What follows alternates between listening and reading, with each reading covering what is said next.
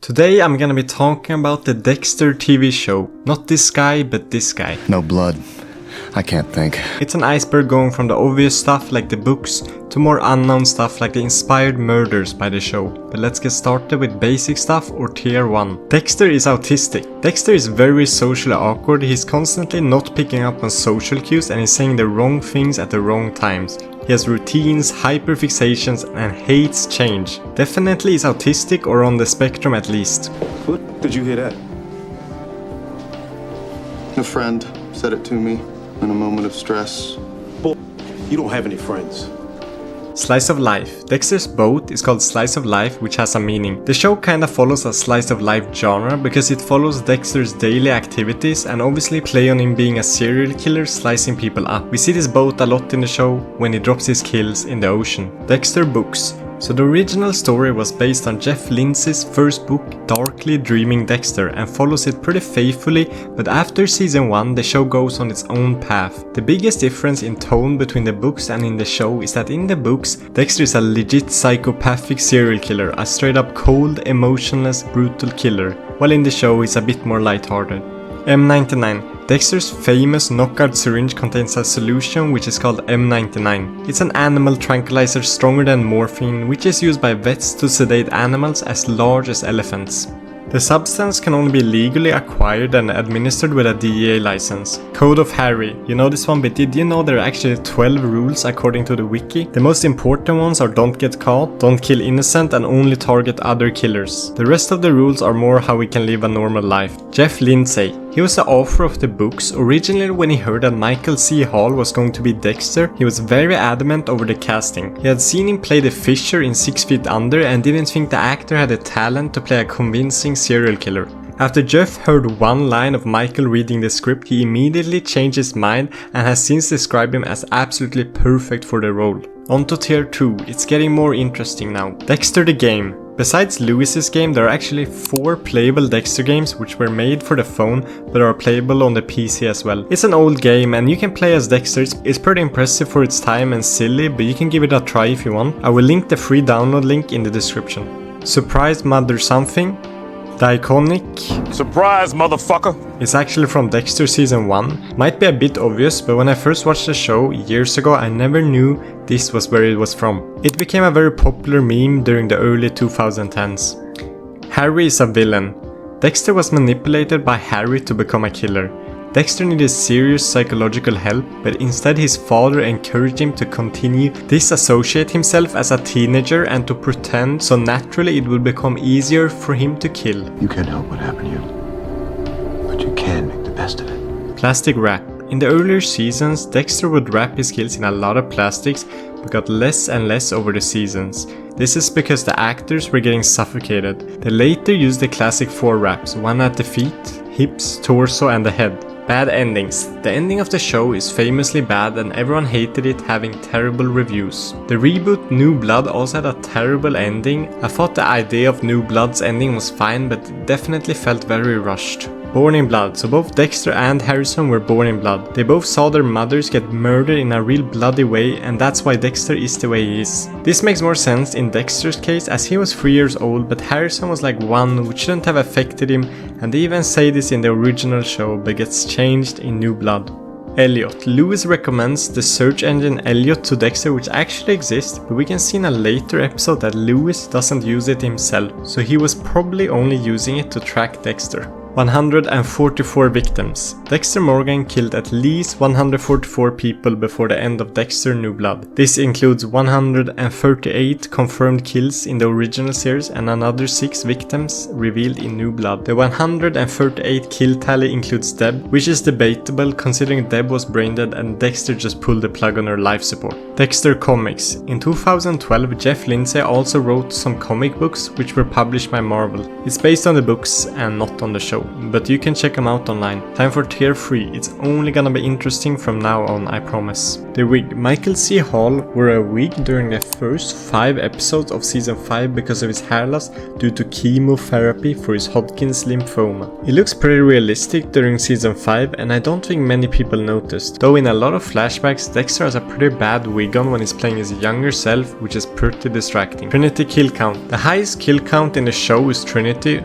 Arthur Mitchell dies with a staggering 279 confirmed kills under his belt. It's even possible that he's killed more than just that. That's as far as the Trinity case investigation gets us. Lily Ann Morgan. This is Dexter's daughter in the books who was replaced by Harrison instead. Dexter was so entranced by how beautiful and in love he was with his daughter that it severely shook up his worldview, doubting his dark passengers. Not sure why they changed this in the show, maybe he could relate more to a son. Jeremy Renner. The director Michael Cuesta originally wanted Jeremy Renner for the role of Dexter, but Renner declined the part because he didn't want to play another serial killer after just playing Jeffrey Dahmer. Trinity Killer inspiration. Some aspects of the Trinity Killer parallel the BTK Killer or Dennis Rader. He maintained a very normal life and was very active in a Christ Lutheran church in Park City, Kansas. He was a deacon and a congression president and a Cub Scout leader. He got caught using a church computer which led the police down his path. Double Meat Palace. This is a theory that Dexter is linked to Buffy the Vampire Slayer. When Nina finds Angel about to eat a couple of burgers,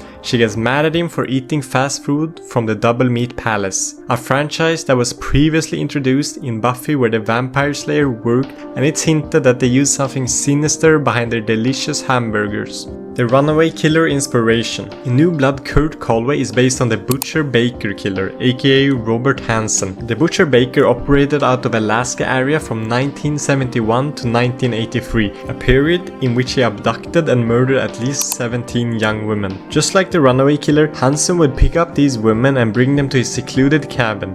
After arriving, he would fly them to a remote area in the woods and let them run while he hunted them with a semi-automatic rifle and a knife. Socio. Sergeant Angel Batista, Dexter's good friend, would call him Socio when speaking to him, which means associate or partner in Spanish, but it's clearly a play on words calling Dexter secretly a sociopath. Dexter's aliases. Dexter uses aliases that make references to Bret Easton Ellis books and a film adaptation. These include using Patrick Bateman from the American Psycho when buying tranquilizers. Let's see Paul Allen's card. And Sean Ellis, a reference to both Ellis and Sean Bateman from the Rules of Attraction when seeing a psychiatrist. Spin-offs. They were planning to make a Harrison spin-off, but after the terrible backlash received from New Blood, they cancelled it. Instead, they are planning a Dexter prequel following his life before the original show, which is called Dexter Original Sin. This will come out at the end of this year, but Michael C. Hall won't be in it, so I'm not sure how that will turn out. Hello, future me here. In the making of this video, they did announce another show called Dexter Resurrection where Michael C. Hall will star in it, so he probably didn't die in New Blood. Innocent victims. So Dexter did kill 14 victims outside the code, mainly not to get caught and self-defense, but sometimes for no good reason like the biker dude after Rita's death and some mercy killings like Camilla Fig. Going deeper into tier 4. Original ending. Dexter was supposed to die in the series finale, but producers and Showtime would not allow it. There was also an idea from the original showrunner Clive Phillips, who stepped down after the 4th season. Dexter would wake up on the execution table about to receive the lethal injection, and he sees everybody that is killed or been responsible for the death of, watching from outside the room. So the whole show would have been like his life flashing before his eyes. Michael C. Hall stalking. In an interview when Michael C. Hall first got the role, he practiced stalking people in the city by following them around. He said, "If there was anybody around, I'd follow them around just to see what it felt like. No syringe though. Maybe go down the subway and stay a car away. Try not to get noticed just to see what it felt like." He also said it was pretty easy and creeped himself out. Controversial Dexter ad. There was an advertisement on Fox television in Australia promoting Dexter, which was pulled after the South Australian government filed complaints regarding the mention of the city Adelaide as having the highest serial killer count per capita. Well, apparently Adelaide has more serial killers per capita than any other city in Australia. 996 F-bombs. In the show, Deborah Morgan is known for swearing a lot, saying fuck most of the time and using it 996 times during the show's 8 seasons. So close to 1,000. Oh, sweet Mary Mother. Fuck, that's good. Slice of Life Crash. Michael C. Hall accidentally crashed the Slice of Life into a pier once during filming, causing 8,000 worth of damages to the boat.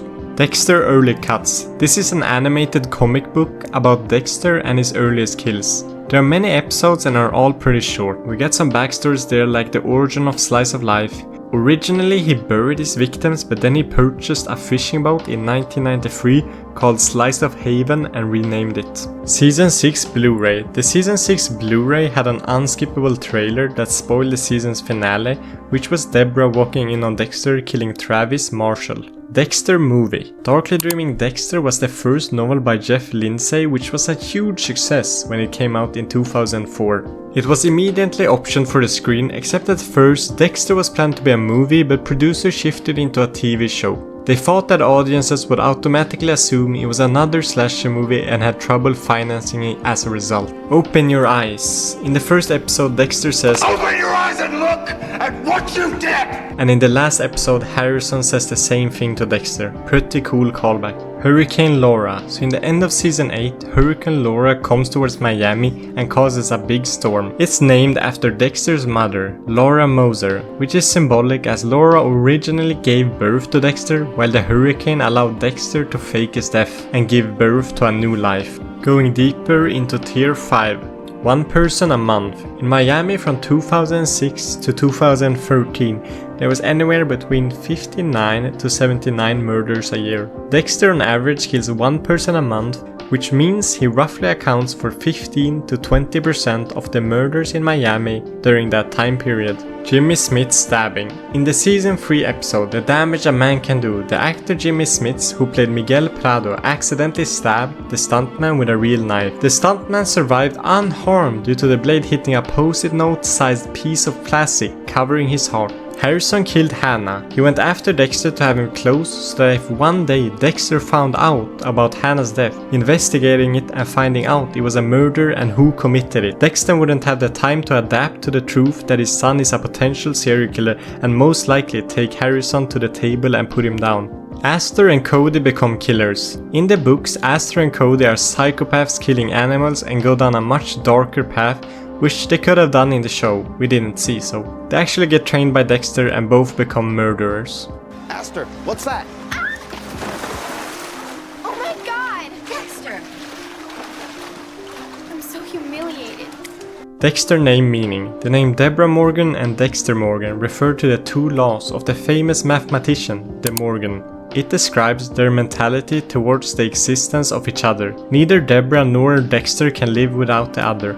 The name Dexter also means right hand in Latin, and the opposite left hand is sinister in Latin. Jeff Lindsay thought it was a perfect name for a dangerous serial killer trying to live a normal life among the same humans he is compelled to hunt, because it symbolizes the character's fake life. People knew about Dexter. In the show, there are theories that a few people knew who Dexter was. The first one was Lundy, who was probably blinded by his love for Deborah and knew Dexter could help him catch the Trinity Killer. Butcher's clean. Orderly.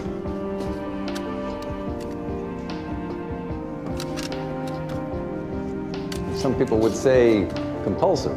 The second one is Quinn, who knew he killed Liddy but was smart enough to just back off.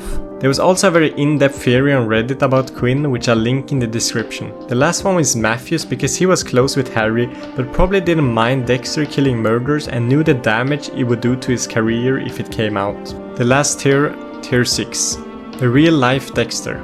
The author said he didn't base Dexter on anyone in particular, but it's still very close to another serial killer. It's the Brazilian serial killer Pedro Rodrigues Filho. Like Dexter, the murderer claimed to only kill murderers and criminals without taking innocent lives. Philo was convicted of 71 murders, though he likely had over 100 to his name. He began killing when he was between the ages of 14 and 19. Pedro and Dexter experienced dark urges as a young adult and began acting on them in various ways. Both also experienced losing their significant other and retaliated by killing those responsible. Pedro murdered an entire gang after his pregnant girlfriend was killed, leading him down a viciously dark and murderous road. Unlike the events of the show, the real Dexter Morgan was eventually caught and spent several decades behind bars. Influence real murderers. Sadly, there have been people influenced by the show and gone on to do their own killings. There were two high-profile murderers who said to be following in the character's footsteps. The first one is the aspiring filmmaker Mark Twitchell, who apparently adopted the persona of Dexter, idolizing the character and even starting a fake Facebook page under the character's name. He was found guilty of the planned and deliberate murder of 38-year-old Johnny Altinger after posting a status stating that Dexter is patiently waiting for his next victim. The other one was Andrew Calmley, who said the show inspired him to strangle his 10-year-old brother and stated that, "I feel just like him." Andrew actually placed a plastic bag over his brother's head after killing him, just like Dexter does, but Dexter would never kill a child. Yeah, that's it. I watched this show many times and these are the secrets I could think of, but I'm sure I missed some which you could point out in the comments. I'm trying to reach 1,000 subscribers, so would really appreciate if you subbed. Thanks for watching, bye.